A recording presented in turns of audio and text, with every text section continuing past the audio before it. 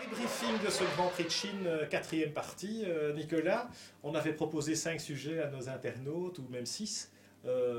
Quel est le sujet préféré dans ce qui reste? Eh bien, le quatrième sujet, ça concerne Ferrari. Alors, la question posée, c'est la débâcle continue pour Ferrari. Alonso a-t-il déjà perdu le championnat? Il faut dire que par rapport au dernier Grand Prix où il avait eu une victoire un peu chanceuse, ici, on peut dire qu'il retourne à la réalité et sans doute à la valeur intrinsèque de la Ferrari. Ouais, il n'a pas encore perdu le championnat, mais il a perdu la tête du championnat. Mais bon, il l'occupait de façon un peu artificielle, hein, Zim. Tout à fait, pour moi je peux dire malheureusement, et ça me brise le cœur, et c'est pour ça que je suis en rouge.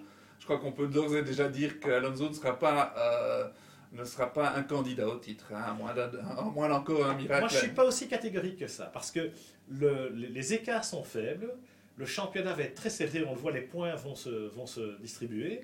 On va avoir 20 courses, hein, puisqu'on va à Bahreïn. Attendez, laissez à Ferrari le temps de peut-être, parce qu'ils ont effectivement choisi une voie radicale. Ils sont un peu loin en aéro, c'est clair, mais voyons ce que ça donne au Mugello et à Barcelone. S'ils sont encore largués, c'est clair que Fernando aura du mal. Fernando a fait une course ici où il lâche quand même quelques points. Moi, je pense qu'en début de course, je me disais, tiens, il va nous faire un coup, il va faire 5e ou 6e, et à la limite, il garde la tête du championnat. Et puis, on l'a senti, au fur et à mesure de la course, un peu frustré d'être emprisonné dans ce ventre mou du peloton, et il a fait une faute qu'on n'a pas l'habitude de voir. Oui, tout à fait. Quand il était à la bagarre avec Maldonado, oui, je pense que là, il a fait un écart. C'est très rare de le voir faire des fautes, Alonso. Hein, vraiment rarissime. Oui, ce qui montre qu'il est humain et que dans un peloton, il se passe mille et une choses. Et qu'effectivement, dans ce virage, on a vu ça à plusieurs reprises, c'est que si on prenait un peu l'âge, on se retrouvait sur les débris de C'était pneus. très piégeux. Hein. C'était très piégeux. Et bon, il a été piégé un peu comme... À sa décharge, les deux pilotes se battaient devant lui, et il y avait une Sauber, je crois, et c'est vraiment en croisant la trajectoire qu'il a été opportuniste et finalement il ne fallait pas y aller. Bon, ok. Mais c'est vrai qu'on n'a pas l'habitude de voir ça dans le chef d'Alonso, tu as raison Nicolas. En revanche, Ferrari, bon, la débâcle continue. Est-ce qu'ils vont parvenir en interne à corriger le tir et surtout à contenir les récriminations des tifosi et de la presse italienne? Ça, c'est une autre histoire. Et puis, il y a aussi le problème Massa qui reste posé. Mais oui, Massa, quand on écoute les conversations radio, on lui parle même pas de la course en général, on lui dit simplement tu te rapproches du temps d'Alonso. Donc c'est dire que le problème est grave et que leur souci est de lui donner un peu confiance en lui disant ah c'est bien, tu as tourné à 2 dixièmes d'Alonso. Même si, in fine, il termine pas très loin. Il n'est pas très loin d'Alonso en course. Donc, mais bon, il est quand même loin en qualif encore. La chance de Massa, c'est que Ferrari ne marche pas très bien et que dès lors, des performances un peu moins bonnes passent plus facilement inaperçues. Cela dit, à 0 point, c'est quand même un peu triste. Oui. Classement du championnat, vous savez, les 2 derniers, je ne parle pas des 3 petites écuries, mais les 2 derniers au classement du championnat, c'est Michael Schumacher 1 point, Massa 0 point. Les temps changent. Hein, oui, ça fout mal, mais c'est peut-être la chance de Massa, c'est-à-dire que la priorité n'étant pas de remplacer Massa, la priorité est de faire marcher cette voiture. Il y a un grand lot aérodynamique et peut-être qu'il ferait bien de se concentrer là-dessus. Alors on a vu des voitures à moteur Ferrari marcher beaucoup mieux que la Ferrari, hein. La Sauber évidemment, en qualif on a Kobayashi qui fait 3e. Malheureusement il loupe un peu son départ, à mon avis un peu stressé. Et puis en course, pour une fois, les Sauber ne marchent pas. Alors qu'on disait qu'elles soignaient bien leurs pneus et que Pérez est un magicien. Qu'est-ce qui s'est passé, Nicolas ?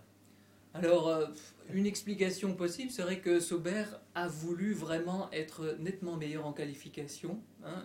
Dans les premières courses, ils ont dit bon, on est bon en course, mais on aimerait vraiment bien être plus rapide le samedi. Être mieux sur la grille. Et ouais.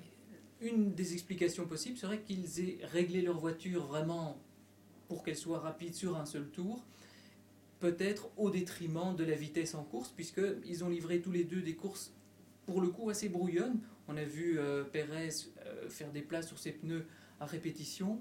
Donc oui, là, en stratégie décalée, mais un peu du désespoir. Hein. On a vu, on va trop loin sur un train de pneus en croyant que Pérez peut encore faire un tour de magie.